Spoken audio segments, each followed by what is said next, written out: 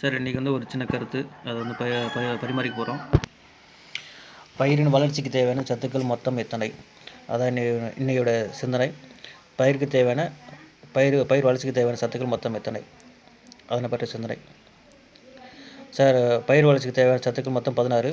அவை carbon, hydrogen, nitrogen, phosphorus, potash, calcium, magnesium, கந்தகம், துத்தநாகம், இரும்பு, தாமிரம், மேங்கனீசு, போரான், மாலிப்டினம் மற்றும் குளோரின். இவைகள் எவ்வாறு பயிருக்கு கிடைக்கிறது, அதன் பயன்கள், அதனை பற்றி இப்போ தற்போது காணலாம்.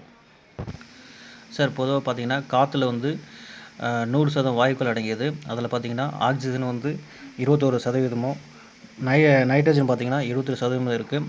1% குறையாக பார்த்திங்கன்னா கார்பன் மற்றும் பிற வாயுக்கள்லாம் அடங்கியிருக்கு. ஆக மொத்தம் பயிருக்கு வந்து இந்த நைட்ரஜன், கார்பன் இயற்கையாகவே கிடைக்கிது.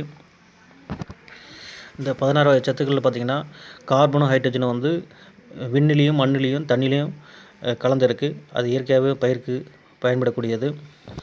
அடுத்தபடியாக நைட்ரஜன், பாஸ்பரஸ், பொட்டாஸ், இது நமக்கு தெரிஞ்சது தான். தடைச்சத்து, மணிச்சத்து, சாம்பல் சத்து அப்படின்னு சொல்லக்கூடிய சத்துக்கள். இவை நாம் வந்து செயற்கை உரங்களாகவும் இயற்கை உரங்களாகவும் நம்ம வந்து பயிருக்கு கொடுக்குறோம்.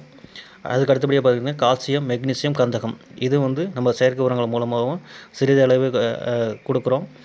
அதுக்கு அடுத்தபடியாக ரொம்ப மிக மிக குறைந்த அளவாக பயன்படக்கூடிய துத்தநாகம், இரும்பு, தாமிரம், மேங்கனீசு, போரான், மாலிப்டினம், குளோரின் ஆகிய சத்துக்கள் நுண்ணூட்ட உரக்கலவை மூலம் நாம் விவசாயிகளுக்கு தருகின்றோம்.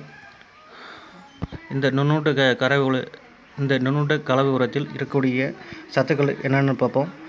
இரும்பு, மேங்கனீசு, துத்தநாகம், போரான், தாமிரம், மெக்னீசியம் ஆகிய 6 வகையான சத்துக்கள் அடங்கி நமக்கு விவசாயிகளுக்கு கொடுக்குறோம். இதை அளிப்பதன் மூலம் நமக்கு மிகப்பெரிய பலன்கள் கிடைக்கும்.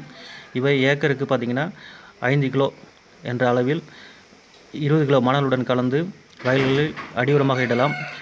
அடியுரம் இட முடியாத பட்சத்தில் மேலுரமாக இடலாம். இந்த நுண்ணூட்ட கலவை உரமானது மைக்ரோபுட்னு சொல்லுவாங்க சில பேர். மைக்ரோபுட்னு சொன்னாலும் நுண்ணூட்ட கலவை உரம் சொன்னாலும் 2 ஒன்று தான்.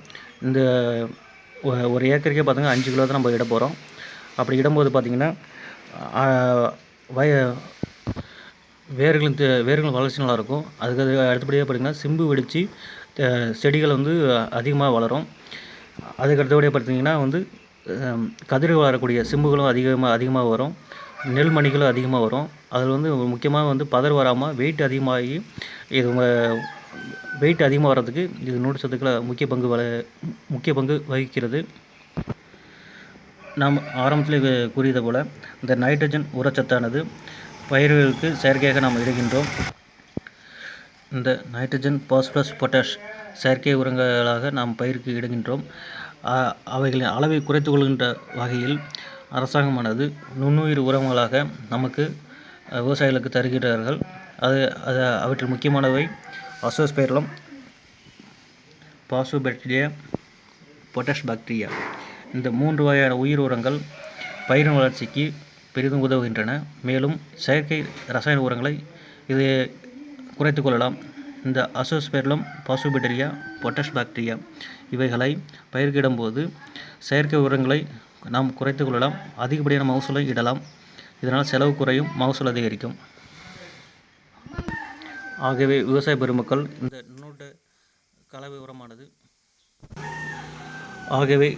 நுண்ணூட்ட கலவை உரமானது விவசாயிகள் அனைவரும் வாங்கி அதிகப்படியான மகசூலை எடுக்குமாறு கேட்டுக்கொள்கிறேன். மேலும் அசோஸ்பைரிலம், பாசோபாக்டீரியா, பொட்டாஷ் பாக்டீரியா இவற்றினை வாங்கி பயன்படுத்தி செயற்கை ரசாயன உரங்களை குறைத்து கொள்ளவும் அதிக மகசூல் எடுக்கவும் விரும்பி கேட்டுக்கொள்கின்றேன். நன்றி.